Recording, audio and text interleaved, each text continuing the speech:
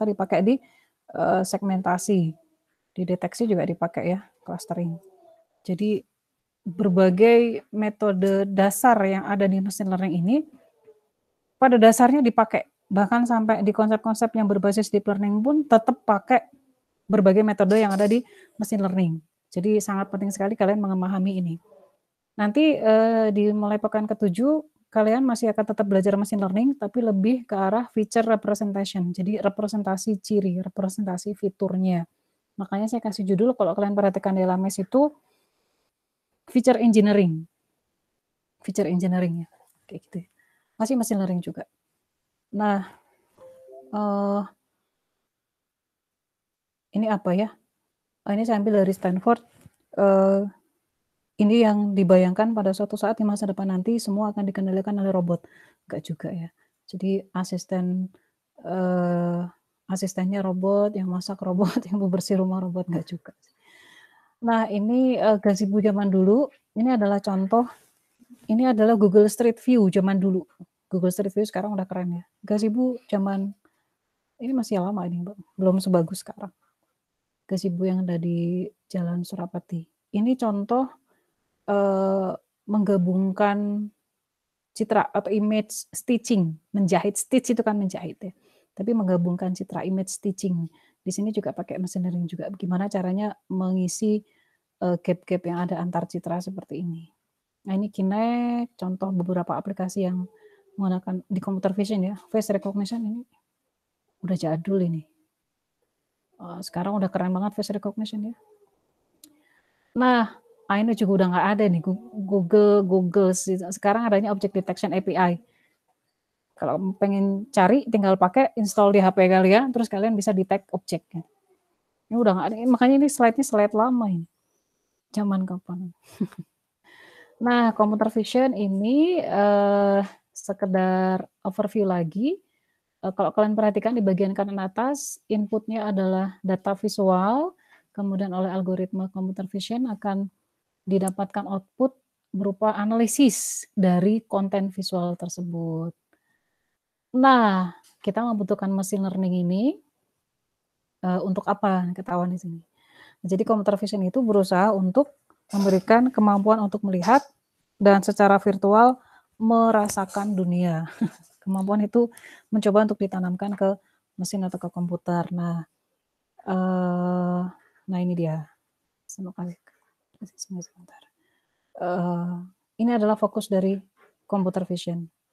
Ekstraksi otomatis, analisis, dan memahami informasi-informasi yang berguna yang ada pada data visual tadi.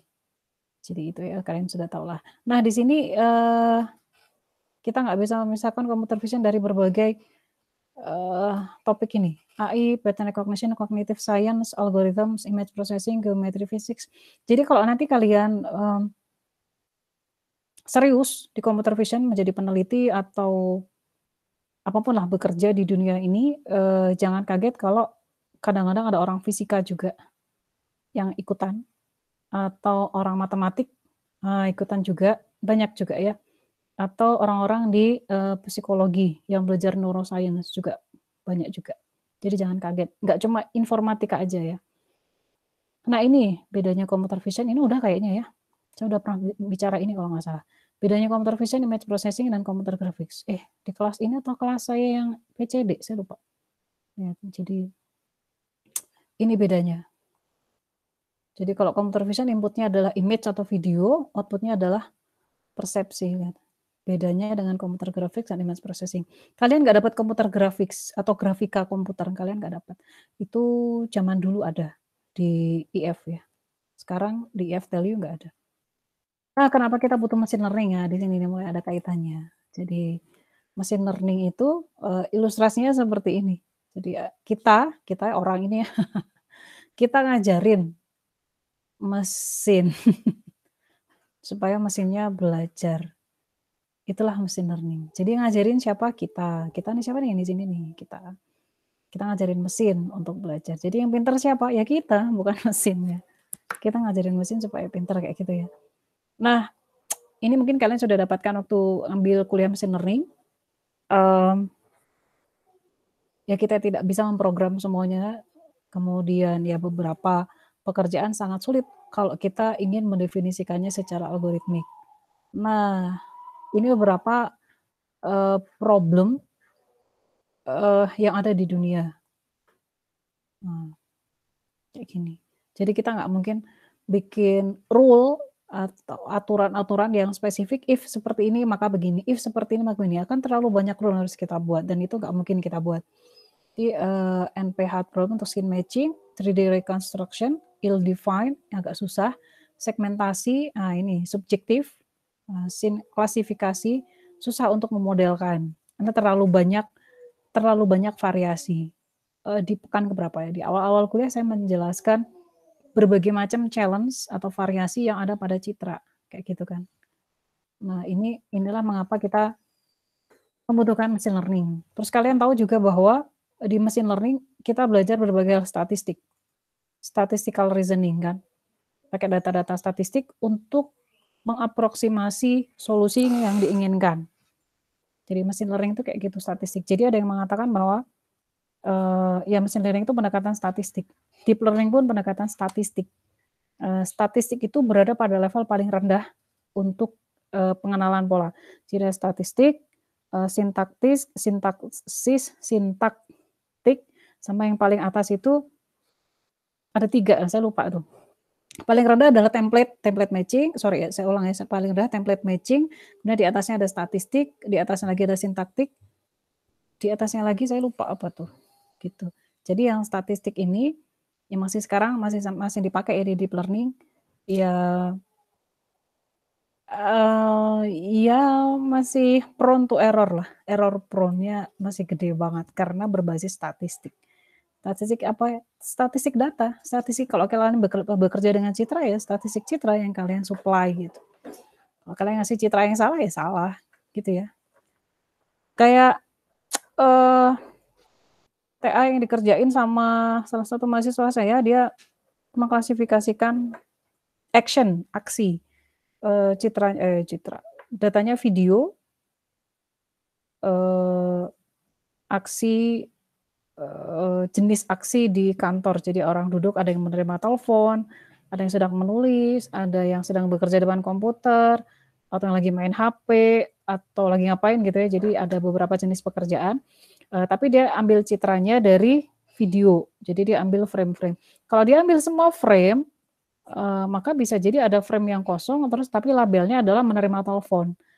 Kayak gitu, atau orang duduk nggak megang apa-apa tapi dianggap menerima telepon, kan label dari video itu menerima telepon. Jadi kalian harus memilih frame-frame yang, sesuai dengan label, kayak gitu. Jadi harus hati-hati ya, makanya saya bilang, makanya dibilang di sini bahwa machine learning itu, ya menggunakan pendekatan statistik, kayak gitu. Nanti kalau saya ingat ya, statistik, sintaktik, saya lupa satu lagi. Ada di pattern recognition. Nah ini yang harus kalian perhatikan nih. Kalau di machine learning biasanya gini, classifier-nya apa? Kalau di computer vision atau di klasifikasi pada dasarnya berbagai metode machine learning itu cuma dipakai sebagai classifier aja kan.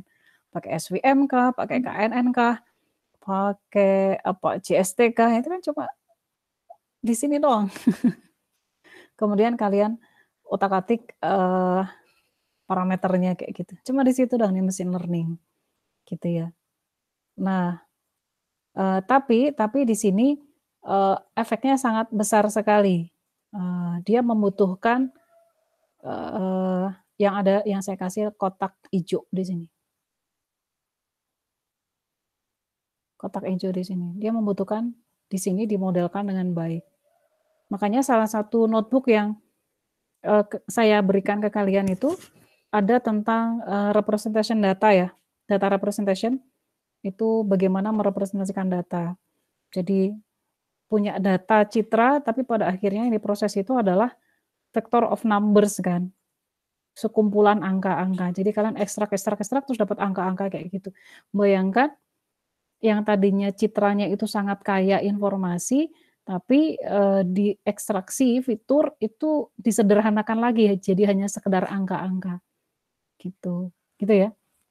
Nah, disinilah peran dari machine learning, di computer vision. Nanti kalian sebagai machine learning engineer, di sini nih, menginterpretasi result-nya, kemudian menganalisis dan mempublikasikan ke komunitas, "Ini bagus nih," gitu.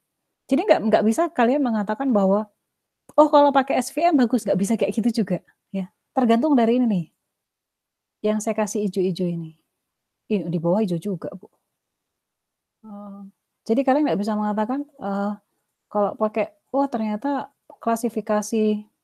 Misal kalian membuat klasifikasi buah gitu ya, "Oh, klasifikasi buah itu paling bagus pakai SVM." Enggak juga. Kan bergantung pada ini nih, yang saya kasih lingkaran hijau, gitu ya. Kan sangat berpengaruh juga, gitu. Selain nantinya, classifier itu hanya memodelkan saja, cari modelnya, gitu ya. Jadi ya nggak powerful amat sih, si, eee, machine learning method itu, gitu. Gitu ya. Nah, ini konsep umum dari machine learning, kalian review lagi ya. Kita sekarang fokus di supervise. Kalau kalian punya data, maka kalian ekstrak fitur di sini, pakai HOG, pakai SIF, pakai LBP, apalagi itu banyak ya. PHOG banyak turunannya, LBP juga banyak turunannya, terus pakai histogram, color histogram, segala macam di sini nih. Feature extraction ini macam-macam. Ada yang berdasar color, ada yang berdasar tekstur, ada yang berdasar shape.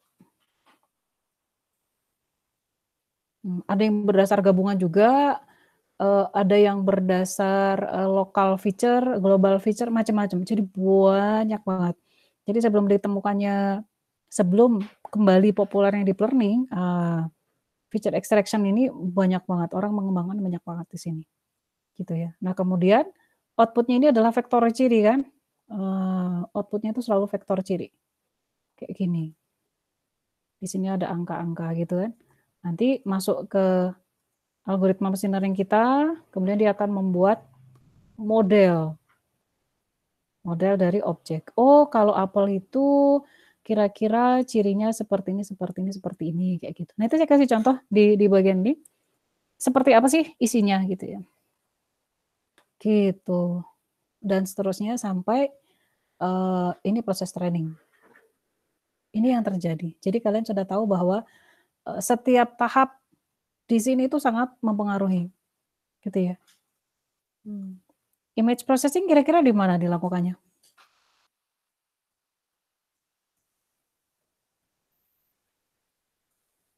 Image processing.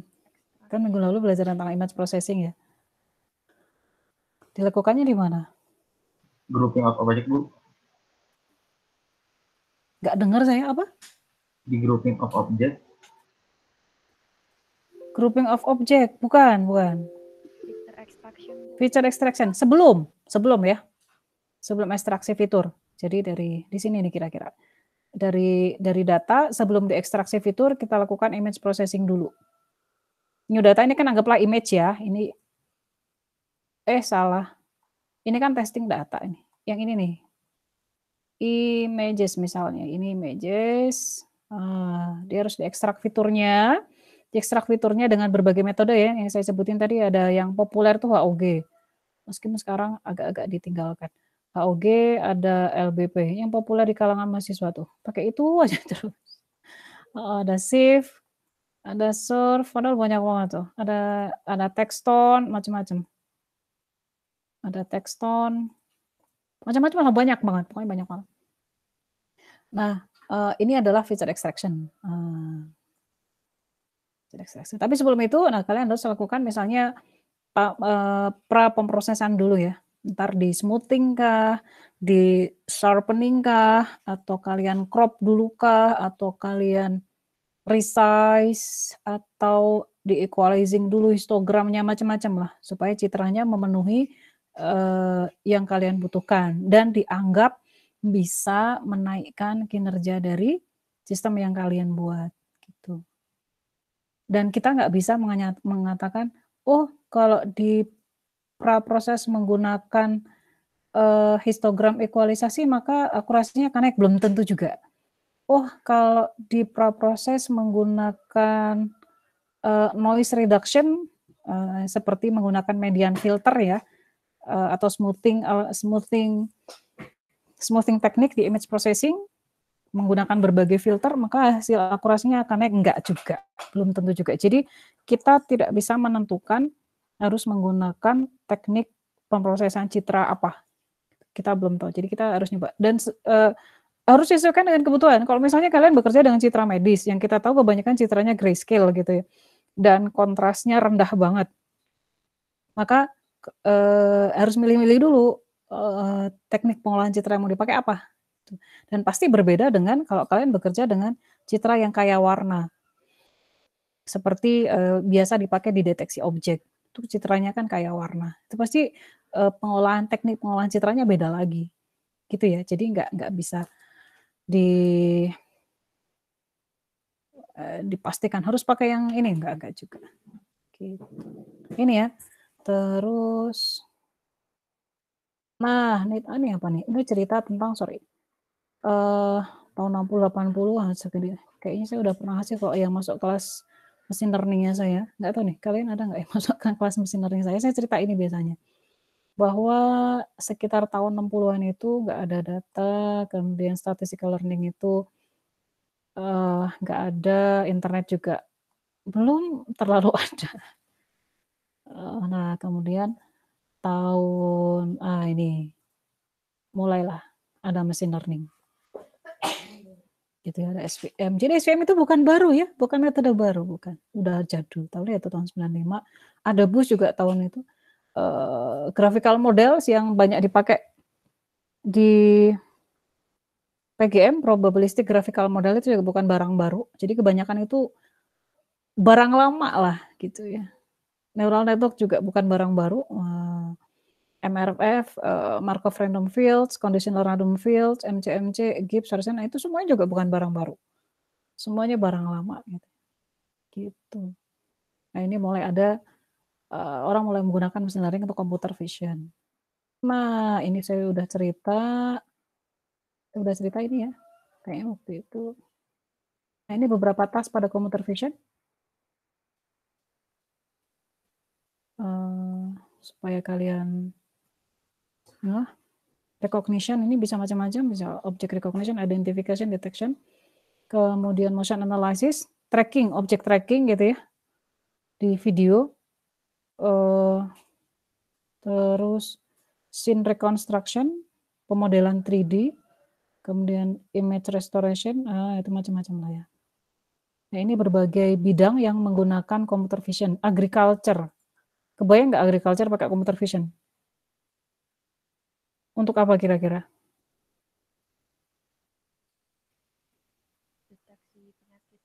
Pakai Bu, iya pakai. Robot pemetik. Apa? Deteksi misalkan buah matang atau mentah. Deteksi buah matang atau tidak, robot pemetik buah ya. Di Indonesia nggak kepake. Di Indonesia, di Jepang banyak. Atau robot penanam padi itu ada tuh, di Jepang ada. Scanner buah di supermarket di Jepang banyak, di Indonesia enggak. Jadi kami harus pindah ke Jepang, enggak juga. Terus ada juga tuh yang bikin sorting, fruit sorting gitu ya.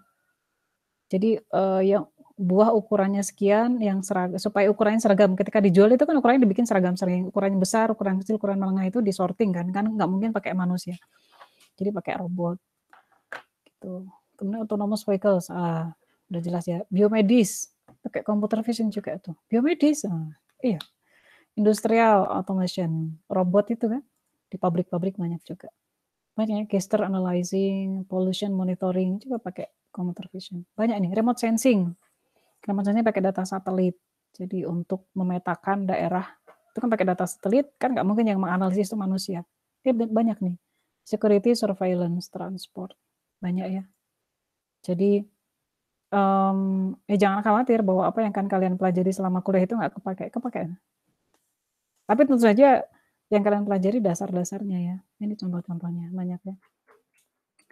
Robot pemetik buah, macam-macam tuh.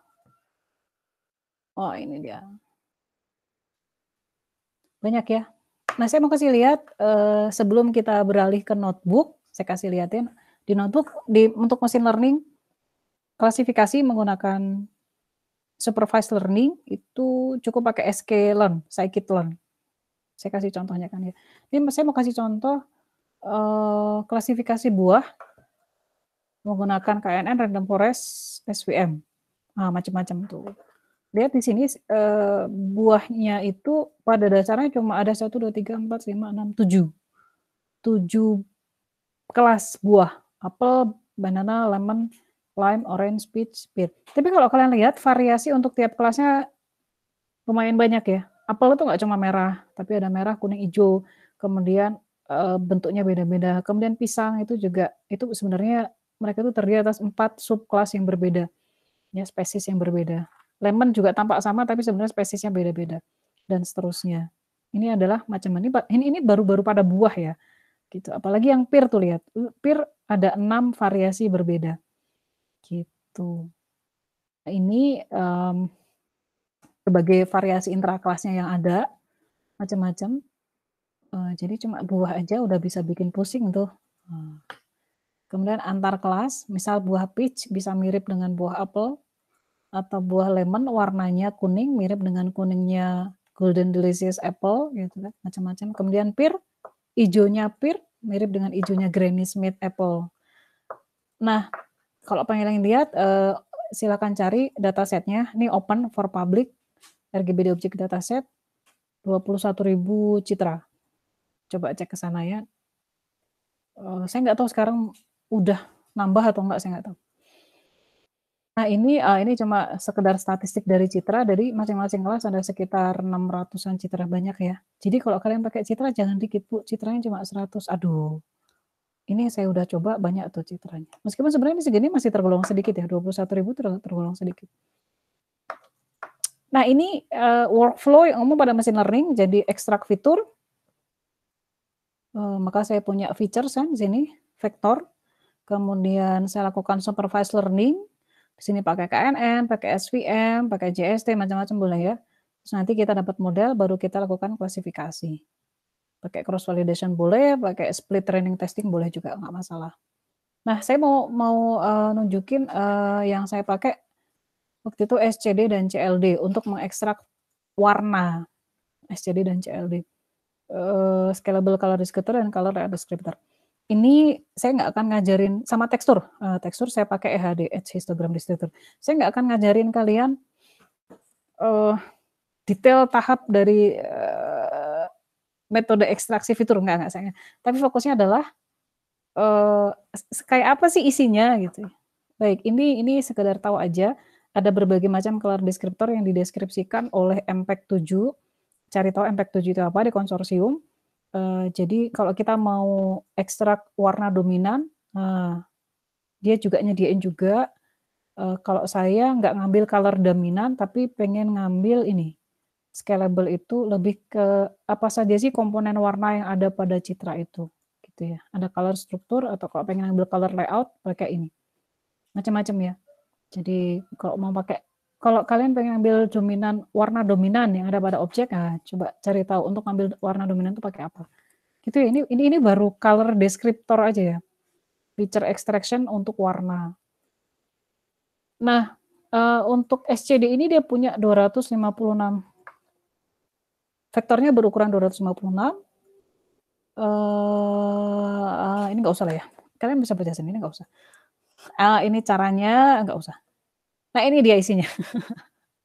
Somehow yang 256 tadi bisa saya mapping ke dalam 16 dimensi vektor. Coba lihat. Apple yang ini, lihat. Ini adalah isi vektor cirinya. Dan banana, dan seterusnya ya. Kita lihat hampir, ini dari vektor ciri ini aja, kita bisa mengetahui bahwa mereka berbeda kan. Meskipun ada yang mirip tuh. Ini di sebelah sini mirip ya. Karena dia ada kuning-kuningnya nih. Ya lihat banana, lemon, sama orange. Lihat. Di sini hampir mirip. Iya kan? Tapi yang bagian-bagian depan agak-agak beda. Di sini beda dikit. Salah saya. Sama semua malahan. Sama ya. Oh, ini dia. Lihat, itu untuk vektor ciri untuk objek-objek yang warnanya cenderung kuning. Lihat. Vektor cirinya mirip. Angka-angkanya mirip kan? Tapi bedakan dengan yang apple misalnya, lihat. Apple dan banana, dari warnanya aja udah beda. Kita bisa tahu mereka beda. Inilah yang kemudian tugas dari metode ekstraksi ciri itu kayak gini. Dia mengekstrak ciri, membuatnya, menempatkannya dalam suatu vektor, maka disebutnya vektor ciri kan. Nah dari situ kita bisa tahu bahwa objek ini vektor cirinya seperti ini, dan dari vektor ciri itu saya bisa membedakan dia dengan yang lainnya. Kan contohnya tadi untuk apple dan banana, vektor cirinya aja udah kelihatan beda. Kayak gitu. Tapi kalau antara banana dan lemon, lihat. Vektor cirinya mirip banget. Karena ada warna kuning di situ. Gitu ya. Kita lagi ngomongin warna kan. Gitu. Sama ya. Ini juga ternyata hijau kata kita, ini ternyata agak-agak kuning. Gitu. Karena pakai HSV. HSV sih Bu, iya ya pakai HSV. Nih. HSV itu kan ambil warna utama dari suatu objek, bukan RGB ya, jadi pakai HSV. Dia inspeksi di channel H-nya, hue. Kebayang ya, pentingnya vektor ciri. Jadi apapun metode ekstraksi ciri yang kalian akan pakai, mau AUG, LBP, SIFSUR, pada dasarnya akan mendapatkan vektor ciri seperti ini. Atau representasinya dalam bentuk histogram, itu nggak masalah. Gitu ya, ini hasilnya. Nah dari sini kemudian kita bisa tinggal compare kan, untuk membedakan apple dengan banana. Kalian compare-nya mau pakai Euclidean distance saja udah dapat kan bedanya. Sebentar. Euclidean yang paling umum dipakai sama mahasiswa itu biasanya ini, Euclidean distance. Ini cara paling primitif. Selain Euclidean ada apa lagi Bu? Ada banyak. Ada Minkowski, ada EMD. EMD itu Earth Mover, bumi bergerak. Earth mover, bumi bergerak. Macam-macam distance gitu. Ya, pakai Euclidean distance saja kita udah bisa membedakan apple dengan banana. Kebayang ya? Itu kalau pakai CLD, saya nggak akan jelasin tekniknya. Kalau pakai CLD, misal saya ambil yang ukurannya 12 dimensi, lihat. Kalau pakai SCD tadi, banana, lemon, orange, dan pear akan dianggap sama kan, karena vektor cirinya tampak sama nih, ya kan. Tapi kalau pakai CLD, lihat. Banana dan lemon yang tadi dianggap sama menggunakan SCD akan dianggap berbeda kalau pakai CLD, lihat. Kenapa? Karena vektor cirinya udah beda nih. Nah, itu pentingnya memilih teknik ekstraksi ciri. Kemudian ini juga, semuanya terlihat berbeda kan? Meskipun dia sama-sama dianggap warna kuning, tapi di sini dianggapnya berbeda semua. Jadi di sini saya bisa mengatakan, ternyata ini namanya metodenya CLD ya.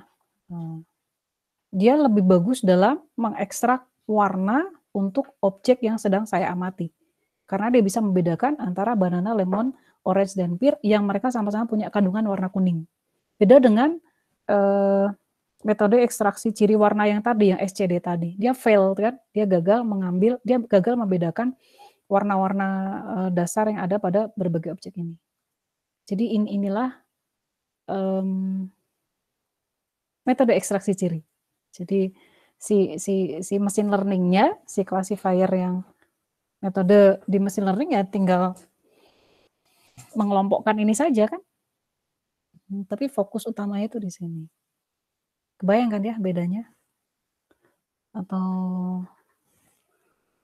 kalian masih ada di sini? Cepat banget saya dari tadi ngomong sendiri. Masih Bu, masih Bu. Masih Bu. Kebayang ya kenapa pentingnya menentukan metode ekstraksi ciri? Iya, kebayang Bu. Kebayang ya. Jadi kalau udah kayak gini mau pakai classifier apapun, SVM, KNN, nggak masalah. Nggak masalah. Karena dari vektor cirinya saja saya sudah bisa membedakan mana pure, mana orange, mana lime, mana lemon. Jadi penting ya teknik ekstraksi ciri di sistem yang menggunakan machine learning. Nah, berbeda ceritanya kalau kalian salah pilih metode ekstraksi ciri. Kayak gini. Ini kan saya salah pilih, saya pengen nunjukin memang. Kalau saya pakai metode SCD yang ini, saya nggak bisa membedakan, saya pakai SCD ya ini ya, saya nggak bisa membedakan yang di bawah ini, saya kasih kotak merah.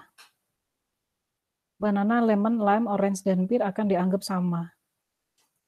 Karena vektor cirinya hampir nggak ada bedanya. Ya kan, padahal mereka berbeda ya.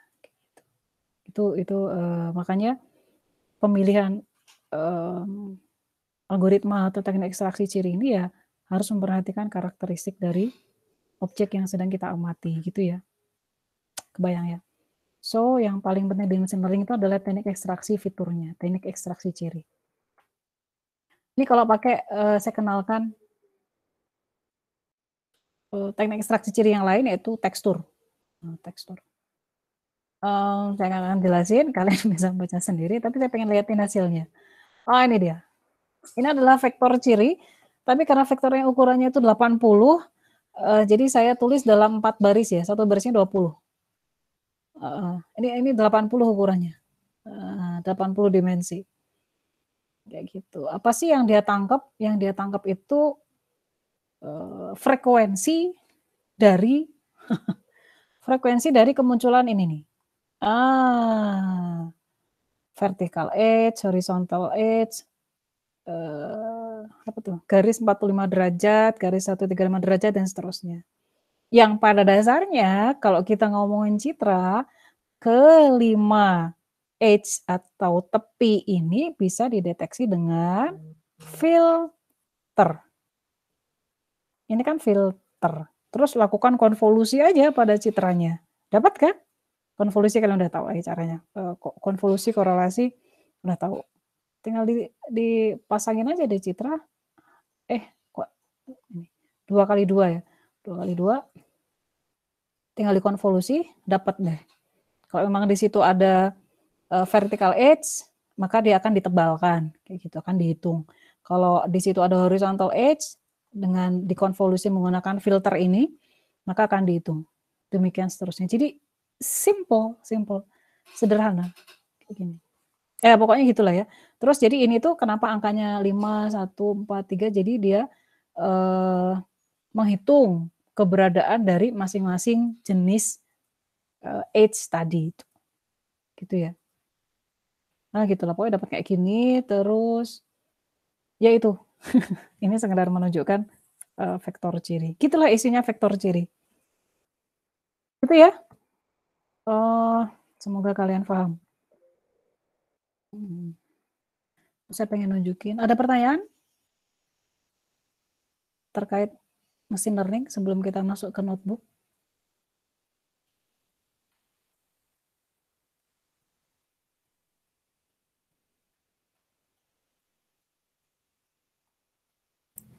Belum Bu. Belum ya. Kalian bisa buka notebook yang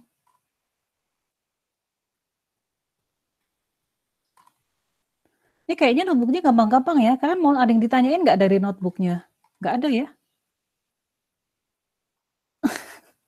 Gampang-gampang kan notebooknya ya? Kalian pasti udah pernah pakai lah ya? Waduh. Udah pernah pakai kan? Udah pernah nyobain scikit-learn? Udah pernah kan? Bella ngangguk. Baru ngambil PC komputer Bu. Oke, Rian baru ambil fisika komputer. Bisa tuh, saya kasih notebooknya bisa dipelajari pelan-pelan ya. Itu mesin learning. Itu tentang mesin learning itu. Cuma datanya data citra gitu aja. Tapi itu mesin learning sebenarnya. Meskipun kalian waktu ambil mesin learning nggak belajar scikit-learn ya. Kan semuanya from scratch. Nah, terus udah capek-capek, udah susah payah belajar mesin learning from scratch, ternyata yang dipakai library gitu ya. Tapi itu ada gunanya, trust me. Kalau kalian tahu behind operasi yang ada di belakangnya SVM misalnya, maka pada saat kalian menggunakan library scikit-learn, setting-setting parameter SVM-nya jadi make sense gitu. Oh, si parameter C itu untuk apa? Oh, parameter ini untuk apa? Gitu. Kalian kebayangkan, gitu ya. Jadi nggak brute force gitu. Saya mau ngasih lihat yang supervised learning. Wait.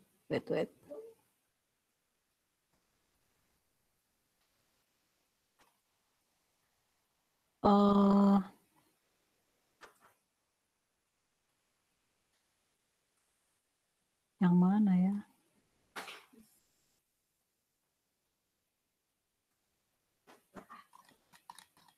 Ya, ini aja dulu deh. Yang representation and visualization of, nggak usah lah ya itu representasi visualisasi data, kalian bisa lah ya. Yang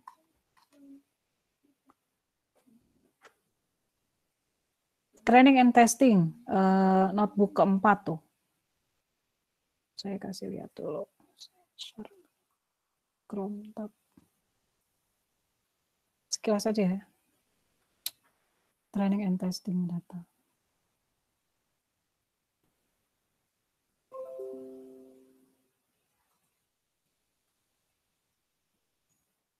Nah, coba bisa dilihat tuh. Tinggal di run aja ya. Terus di situ juga banyak info. Coba kalian perhatikan yang sering miss itu gini. Di situ biasanya kalau di machine learning kita membagi data, sebagian data jadi training, sebagian data jadi testing. Kalau kalian perhatikan di situ, saya simbolkan huruf X yang saya bagi dua. Yang hijau, dikotakin hijau itu adalah training setnya. Kemudian yang ungu, yang dikotakin ungu itu adalah testing set. Jadi kalau kita punya data keseluruhan, maka kita split ke dalam training dan testing. Nanti begitu pula dengan labelnya. Label. Jadi yang dimaksud label itu kayak contoh tadi klasifikasi buah gitu ya. Labelnya itu adalah citra ini adalah apel, citra ini adalah lemon, citra ini adalah banana. Nah, banana, apple, lemon itu adalah label atau anotasinya kayak gitu. Nah, tapi kalau di sini contoh yang diberikan itu sudah dalam bentuk angka, vektor ciri, anggaplah begitu ya. Nah, vektor ciri, kumpulan dari vektor ciri, biasanya seperti ini memang yang diproses, bukan citranya, tapi kita ekstrak ciri dari citra, terus kita punya ya kumpulan vektor ciri seperti ini. Begitu pula dengan labelnya. Jadi labelnya itu bukan dalam bentuk kata atau kalimat, apel, pisang, nggak gitu, tapi biasanya dimodelkan ke dalam bentuk angka, 0, 1, 2, 3, dan seterusnya gitu ya. Nanti kita yang mengencode sendiri, kalau 0 itu adalah apel misalnya, 1 itu adalah banana misalnya kayak gitu. Gitu ya. Jadi supaya nggak bingung maksud dari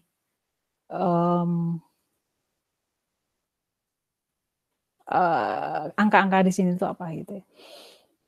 Nah, di sini misal kita pakai data iris bunga,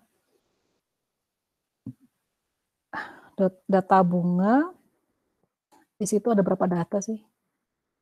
Saya lupa ya. Nah, cari tahu sendiri ya. Coba 50 kalau nggak salah datanya. 150 citra. Nah, ada 150 citra. 2/3 atau 100 saya gunakan sebagai training dan 1/3 atau 50 sebagai testing. Ini data iris ini jangan dipakai untuk TA ya. Ini adalah data mainan atau toy dataset. Jadi hanya untuk keperluan testing-testing seperti ini aja. bukan data yang bisa digunakan untuk TA gitu, kayak MNIST digit recognition juga udah nggak bisa dipakai lagi, itu udah jadi toy dataset di kalangan peneliti, nggak bisa dipakai lagi. Gitu. Kemudian contoh di sini, contoh datanya di split,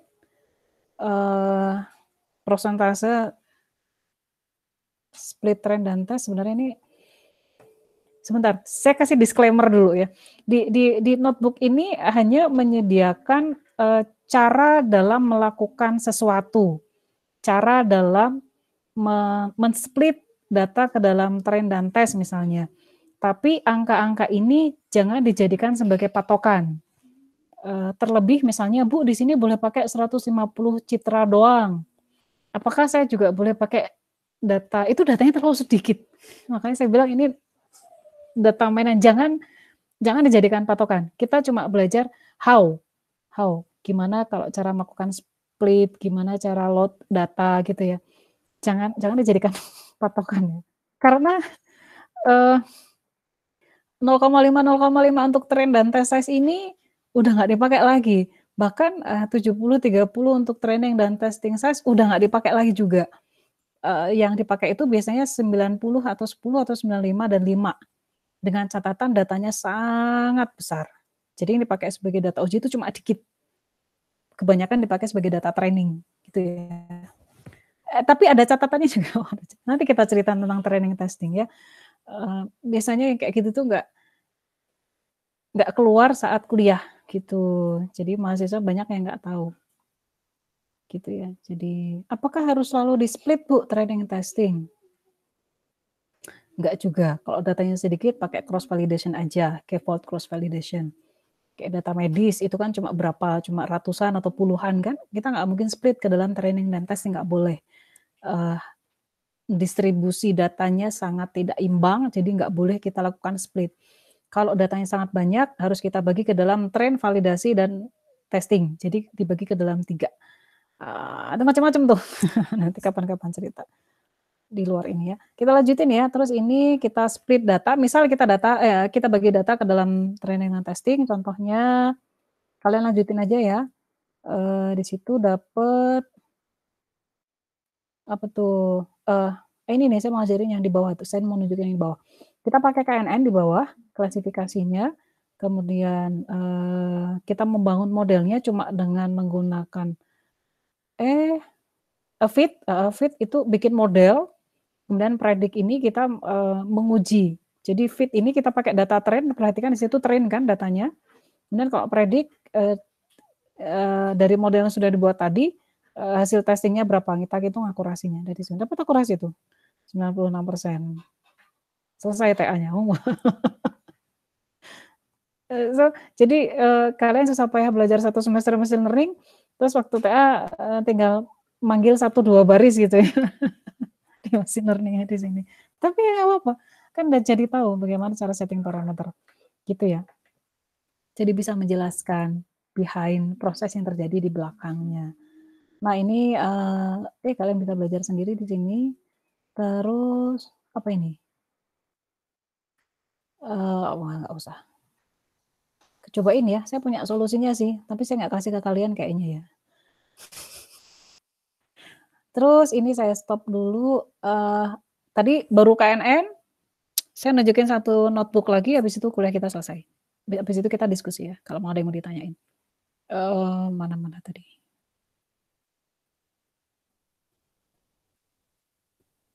Kebayang kan capeknya ngedengerin saya ngoceh aja. Di notebook yang kelima yaitu supervised learning classification. Di situ ada banyak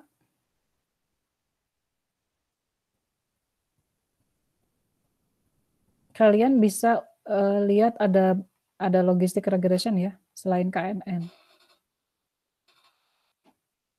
Nggak ada SVM ya di sini ya? Oh, saya nggak kasih SVM ya?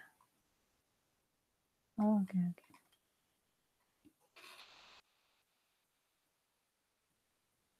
Mirip-mirip lah ya. Pokoknya pakai metode fit dan predik aja kalau pakai machine learning. Gitu ya. Kalau mau di split pakai trend test split kayak gitu. Gitu ya. Ini nggak usah lah ya. nggak usah diomongin yang itu. Oke, ada yang mau nanya?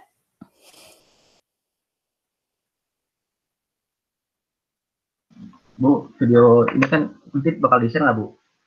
Rekamannya. Oh iya, oke. Saya nggak pernah nge-share ya. Iya, Bu.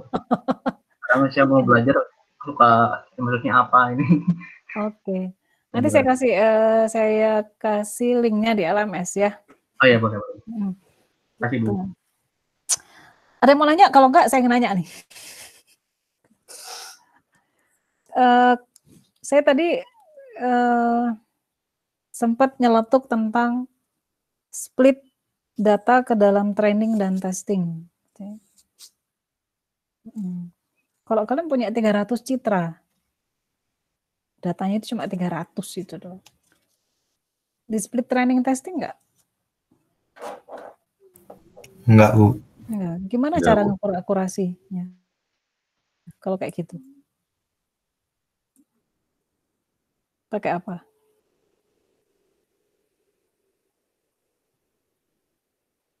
Pakai apa kalau nggak di split? Kalau pakai split training testing kan yang untuk membangun modelnya pakai data training gitu kan.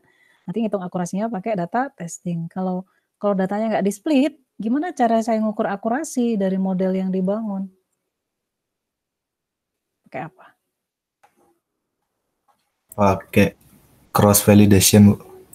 Pakai cross validation. K-fold ya, K-fold. K-fold itu lipatan, cross validation. Tapi pada dasarnya di K-fold cross validation itu kita juga lakukan split kan? Datanya di split. Ini yang belum kayaknya nggak diajarin di kuliah machine learning ya. Nggak diajarin. Tapi kalian bisa cari sendiri lah. Itu cara ngukur akurasi. Dan kebetulan saya juga nggak diplot untuk ngajar machine learning. Saya pengen masukin itu sebenarnya. Supaya mahasiswa paham yang dipakai di dunia nyata itu seperti apa gitu ya. Nah, yang paling ideal adalah membagi data ke dalam 3. Train, validasi, dan testing. Data latih, data validasi, dan data uji. Dibagi ke dalam 3 itu. Jadi nanti ada akurasi latih, ada akurasi validasi, ada akurasi uji. Gitu. Itu juga datanya gede banget. Jadi supaya hasilnya itu sesuai dengan dunia nyata. Kenapa sih dibagi ke dalam 3 itu? Coba bayangkan kayak gini aja deh. Kalian coba ya bayangkan. Kalian diminta untuk membangun sistem mendeteksi pedestrian, orang-orang yang jalan di trotoar. Kok pedestrian? Jangan, nggak terlalu krusial. Mendeteksi mobil lah misalnya, mendeteksi mobil yang ada di jalan. Untuk apa? Karena sistem deteksi mobilnya mau ditanam di automatic driving car, misalnya gitu. Kalian diminta untuk membangun sistem deteksi. Sistem deteksi nanti mau ditaruh di mobil otomatis, mobil yang jalan sendiri. Itu kritis banget kan, kritikal banget kan sistemnya, harus bisa mendeteksi dengan baik objek-objek yang di depannya.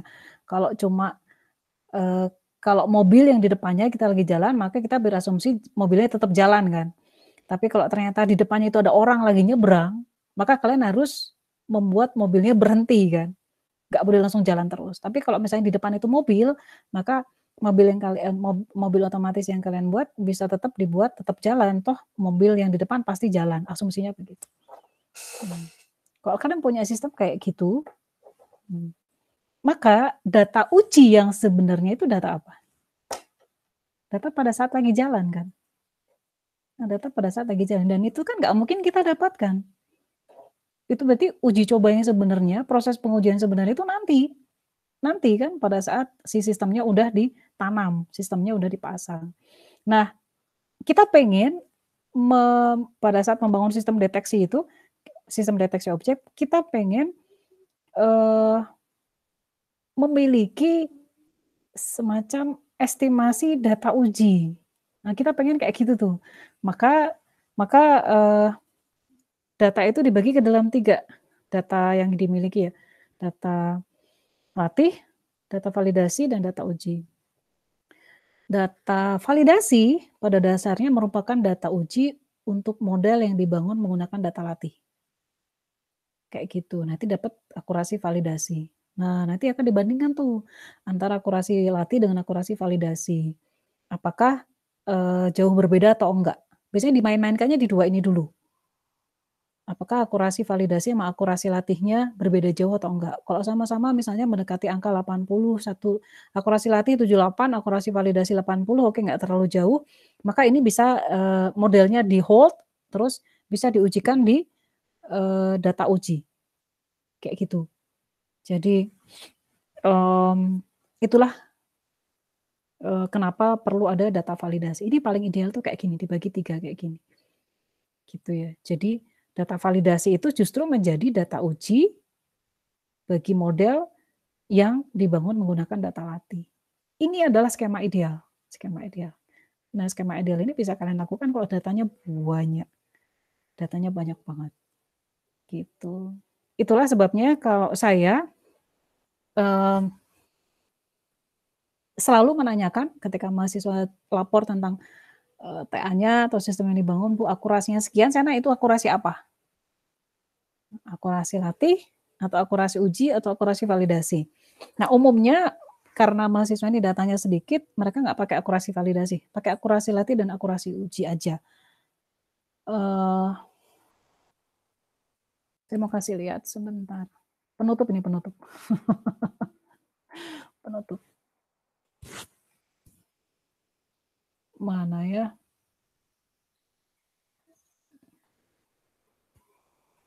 Ada grafik yang menarik.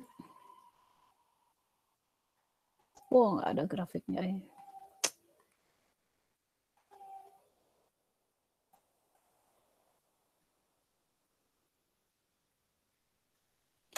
Sebentar ya.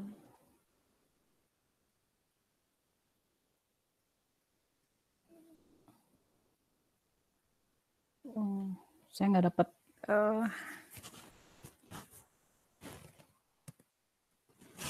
gambarnya. Saya juga nggak nyiapin. Tapi sebagai patokan untuk kalian ya,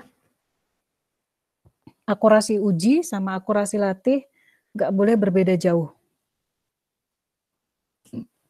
Misal nih, akurasi latih 100%. Tunggu lah. Akurasi latih 95%.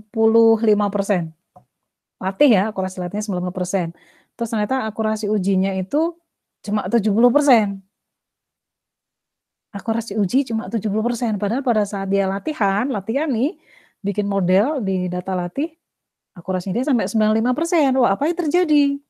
Ini terjadi overfitting namanya. Jadi dia terlalu memperhatikan semua karakteristik data latih sampai noise-nya itu juga ikut diperhatikan sehingga akurasinya bagus gitu kan bisa ya kayak gitu ya. Kalau di ilustrasi SVM itu garisnya itu meliuk-liuk banget, semuanya diikutin. Nah, kayak gitu. Nah, sedangkan kalau di akurasi ujinya kok cuma 70%, artinya dia terlalu fit untuk data latih dan dia tidak mampu mengeneralisasi untuk data uji. Kayak gitu. Demikian pula sebaliknya, jika misalnya data latih akurasinya dari data latih akurasinya 70%. Tapi pas akurasi uji 95%. Aneh nggak di situ?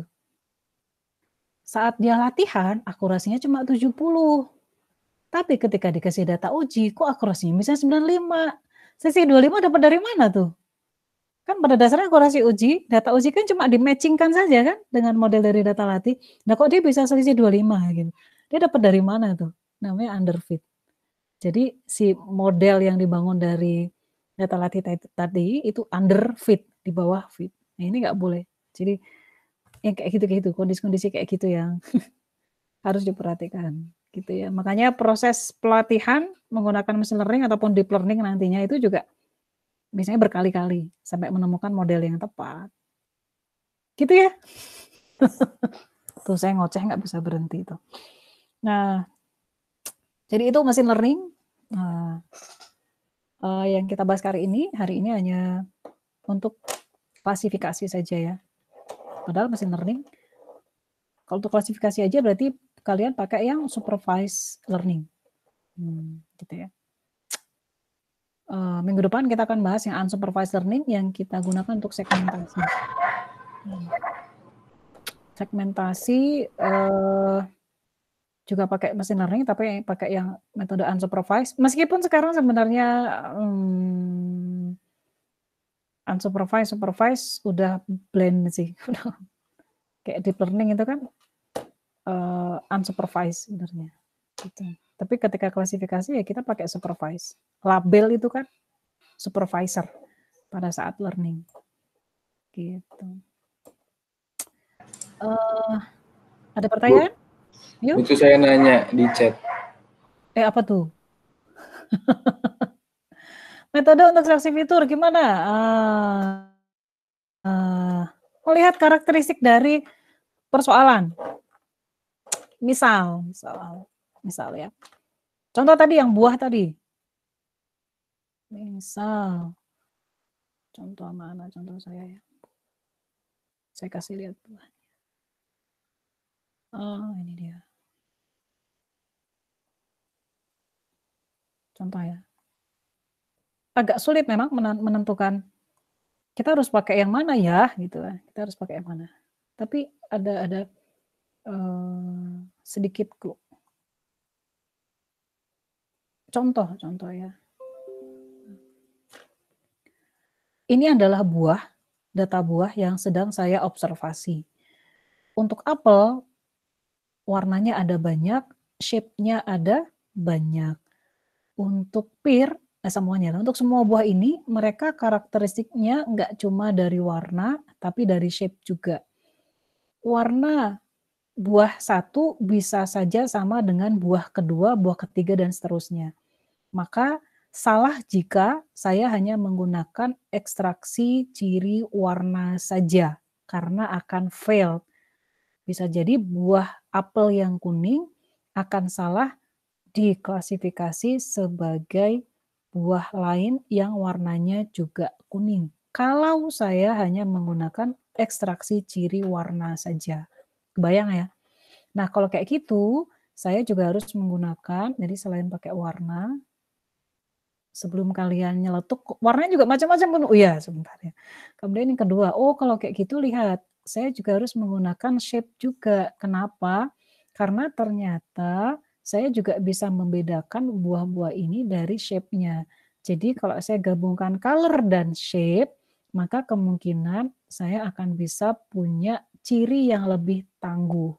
Misal, dia kuning tapi bentuknya kayak gini, maka nggak mungkin akan salah diklasifikasi sebagai pear. Kuningnya juga beda dengan ini. Nah, kalau kuningnya beda, nah kita harus deep down lagi. Kalau kayak gitu ekstraksi ciri warna yang seperti apa supaya bisa membedakan kuningnya apel yang ini dengan kuningnya pear yang ini, kayak gitu. Itu yang secara umum ya. Jadi itu yang harus dilakukan. Sama seperti halnya, ini apel hijau. Kalau saya cuma pakai warna aja, dia bisa salah dideteksi sebagai pisang yang warnanya hijau. Kalau gitu saya juga pakai shape-nya, bulat dan hijau. Gitu kan. Nah, bulat dan hijau nggak ada lagi kan? Dia pasti akan terdeteksi sebagai apel yang saya nggak tahu nama jenisnya ini apel apa gitu. Gitu ya. Nah, baru kemudian kita akan apa sih di ekstraksi fitur warna ini ada apa aja? Ada banyak kan? Nah, kalian pelajari satu-satu. Mana yang kira-kira bisa saya gunakan misalnya untuk membedakan kuningnya apel dengan kuningnya pear kayak gitu. Itu butuh eksplorasi di situ, mencari tahu. Gitu. Jadi kita nggak bisa, kalau pakai untuk klasifikasi buah pakai HOG, nggak bisa kayak gitu. Kita harus lihat dulu HOG ini karakteristiknya apa, apa sih keunggulan dia, apa sih gimana cara dia mengambil ciri. Jadi proses yang terjadi di HOG ini seperti apa, cocok nggak dengan kebutuhan saya. Gitu kira-kira, Dava, caranya. Jadi harus banyak baca, betul. Banyak baca, banyak explore, untuk tahu ini kayaknya yang cocok untuk kebutuhan saya. Gitu. Terima kasih, Bu. Gitu ya. Ya, gitulah. Kayak HOG, SIF, ini ya. Itu kan masing-masing punya tahapan proses masing-masing. Ada SIF ini juga. Apa sih yang diekstrak dari dia? Jadi nggak bisa kita coba-coba aja gitu ya. Karena kalau kalian sekedar coba segala macam, terus ternyata hasilnya jelek, kan kalian rugi di waktu. Jadi observasi dulu apa karakteristik dari objek kita yang mau kita klasifikasi atau mau kita deteksi. Observasi juga berbagai metode ekstraksi ciri, terus pilih yang cocok yang mana untuk kebutuhan kita. Gitu. Itu biasanya ditanyain di sidang TA. Gitu ya. Thank you atas questionnya. Good question. Ada yang mau nanya lagi? Udah ya? Udah, supaya kalian bisa eksplorasi notebook yang saya berikan, pelan-pelan aja. Pahami satu persatu, itu sederhana. Kalau itu sudah bisa dikuasai, saya lebih menyarankan kalian explore yang repository 2 ya. Itu lebih sederhana, bisa kalian pakai nantinya untuk mengerjakan tugas yang, apa tuh, exercise 4. Kalian diminta untuk membuat klasifikasi dogs versus cats menggunakan supervised learning, bebas, boleh pakai apapun, ekstraksi cirinya boleh, karena di sini kan kita belum belajar ekstraksi ciri, nggak pakai ekstraksi ciri juga boleh, langsung secitra-citranya itu di load gitu ya. Jadi vektor cirinya panjang, jadi kalau citranya ukuran 28x28 ya 28x28 berapa tuh? 7264 ya. Vektor cirinya ukuran 7000 ya nggak apa-apa, cobain aja. Pakai ekstraksi ciri juga boleh, kan saya belum ngajarin ekstraksi ciri. Gitu ya, cobain ya. Waktunya agak panjang karena saya pengen kalian belajar dulu. Yang udah bisa bukan bisa langsung dikerjakan, yang belum bisa pelajari notebooknya pelan-pelan, gitu ya. Gitu. Kalian bisa banyak dapat insight. Mau dari belajar yang lain juga nggak apa-apa. Itu saya kasih sebagai panduan saja. Oke, gak ada yang nanya? Udah capek kan duduk terus seharian? Duduk terus seharian. Tapi enaknya saya kan ngoceh ya, jadi enak. Kalau kalian kan cuma duduk, diam, dengerin, gitu, sambil ngotak-ngatik kode. Gitu. Baik, kita ketemu lagi pekan depan. Kita akan bahas unsupervised learning dan aplikasinya di computer vision. Kita akan bahas banyak tentang segmentasi. Bagaimana clustering dipakai di segmentasi. Gitu ya, insya Allah. Terima kasih atas perhatiannya. Insya Allah kita ketemu pekan depan. Kita lanjut diskusi di LMS. Silahkan kerjakan latihannya. Dan berita gembira kita nggak ada UTS ya, nggak ada UTS. Kerjakan latihan-latihannya aja, tugas-tugasnya dikerjakan, kuis-kuisnya dikerjakan, nggak ada UTS. Oke, thank you, selamat sore. Assalamualaikum warahmatullahi wabarakatuh. Waalaikumsalam.